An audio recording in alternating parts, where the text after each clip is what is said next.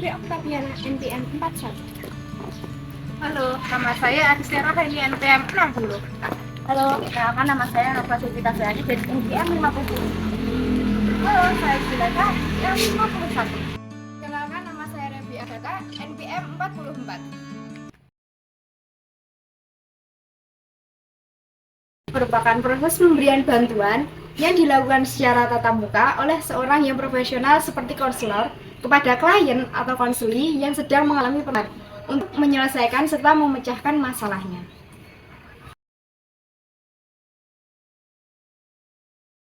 Tujuan konseling yaitu yang pertama dapat membantu individu atau kelompok untuk mengatasi masalah. Yang kedua, untuk meraih tujuan pribadi atau profesional. Yang ketiga, untuk meningkatkan kualitas hidup. Yang keempat, mengembangkan keterampilan serta potensi yang ada. Dari konseling antara lain, yang pertama, memberikan dukungan secara emosional. Yang kedua, membantu menyelesaikan permasalahan dari klien. Yang ketiga, pengembangan diri dari segi keterampilan komunikasi. Yang terakhir, memberikan informasi dan edukasi. Asas-asas konseling meliputi keterbukaan, kesukarelaan, kerahasiaan, dan kemandirian. Kerahasiaan berarti segenap data konseli dirahasiakan. Kemudian kesukarelaan. Asas kesukarelaan berarti adanya kesukaan dan kerelaan konseli dalam melakukan pelayanan. Kemudian asas keterbukaan. Selama konseling, konseli mestinya jujur dan terbuka. Kemudian asas kemandirian.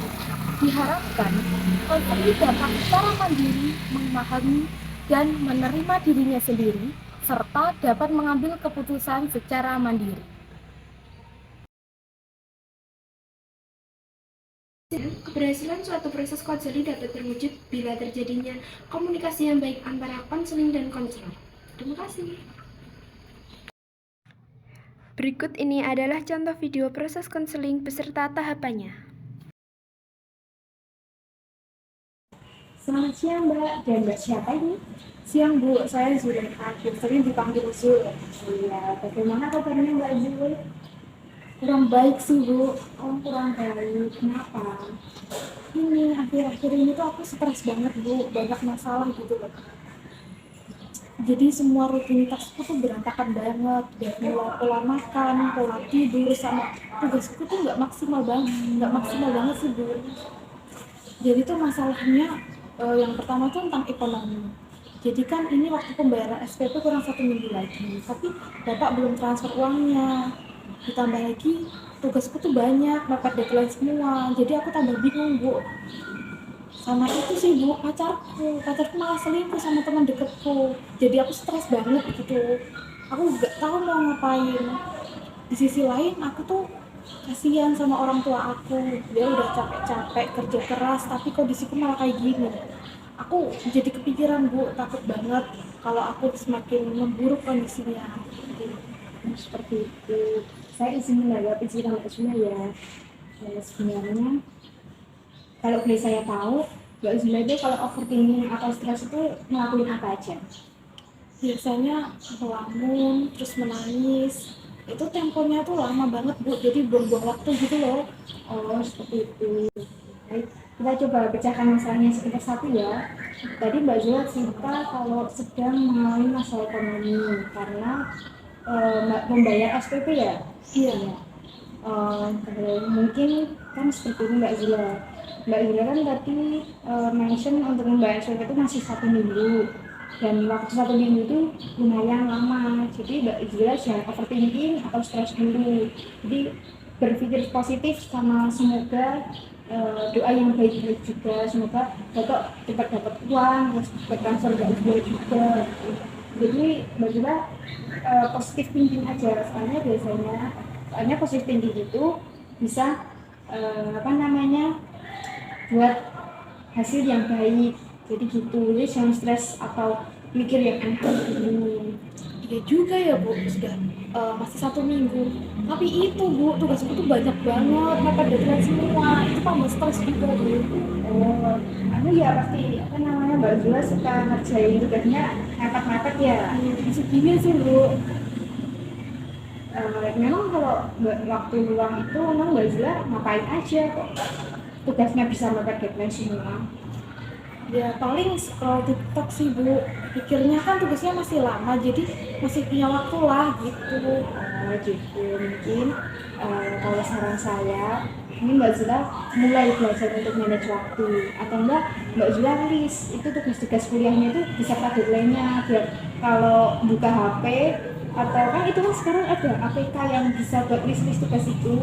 Ini Mbak Zula bisa mengaplikasikan salah satunya jadi biar lebih termanage. Mbak Zula juga bisa belajar manage waktu kalau enggak udah dulu aja. Soalnya kalau Mbak Zula ngerjainnya mepet-mepet deadline itu pasti juga Mbak Zula capek, terus hasilnya juga nggak maksimal, kan itu merugikan sekali. Aku sih sebenarnya juga mau aja Bu kalau buat daily productivity. Tapi itu Bu, tambah lagi pacarku tuh nyebalkan banget gitu loh. Dia tuh selingkuh sama teman dekatku sendiri. Apa jadi gedek ya Bu? Mau gimana gitu loh. Oh gitu. Kalau boleh tahu memang Mbak Zula itu pacaran sama pacarnya itu berapa tahun? Udah 4 tahun sih, udah lama sih. Oh udah lama. Sebelum ketahuan selingkuh itu ada sikap-sikap yang mencurigakan nggak dari pacarnya? Iya sih Bu, sebenarnya ini sikapnya udah dari lama, tapi aku baru nyadarnya sekarang. Jadi dia tuh setiap keluar sama aku, itu yang bayarin semuanya aku. Kalau aku bahas itu, dia tuh sering mengalihkan pembicaraannya gitu loh. Oh gitu. Sebenarnya itu sebenarnya sudah masuk ke ranah yang toksik Mbak Zula. Itu lebih baik kalau memang Mbak Zula bisa cut off, mending di cut off aja. Soalnya kalau itu kan udah ke ranah yang toksik, tapi nanti sudah mempengaruhi Mbak Zula juga. Karena kalau toksik itu sangat serem sekali Mbak dampaknya. Bisa bikin overthinking, stres yang berkelanjutan seperti itu. Kalau Mbak Zula mantap untuk cut off, mending cut off aja. Udah mantap sih Bu ini mau cut off. Tapi gini loh Bu, aku tuh juga tipe-tipe orang yang sering overthinking, gampang sedikit-sedikit itu gampang dipikirkan. Sedangkan aku nggak punya tempat pelampiasan yang menurut aku tuh cocok gitu loh. Mungkin kalau untuk overthinking atau stres itu bisa dilampiaskan itu ke hobi Mbak. Jadi atau enggak ya ke hal positif pokoknya. Mungkin Mbak Zula punya hobi apa? Kalau gitu hobi Mbak Zula apa? Hobi aku, oh iya sih Bu, dulu tuh aku sering memasak, suka memasak, tapi sekarang udah jarang. Oh gitu, mungkin itu bisa dikembangkan lagi Mbak. Kalau Mbak Zula lagi stres atau overthinking itu bisa dilampiasin ke hobi Mbak Zula memasak. Kan itu Mbak Zula kan bisa masak, pasti kan rasanya juga enak. Kalau enggak coba dijualin aja, kan siapa tahu nanti bisa nambah uang jajan juga. Jadi stresnya hilang, overthinkingnya hilang, dapat jajan, bisa healing kan. Oh iya ya Bu, kenapa aku nggak kepikiran dari dulu? Akhirnya lega sih Bu setelah cerita sama Ibu dan aku udah mantep nih. Iya Bu, ya sama-sama. Jadi kalau ada masalah itu jangan stres, overthinking dulu ya Mbak Zula. Pokoknya stay positif. Hidup itu bukan lomba kok, nggak harus cepet-cepetan untuk harus lulus. Nikmati aja prosesnya. Let it flow. Oke Bu, siap.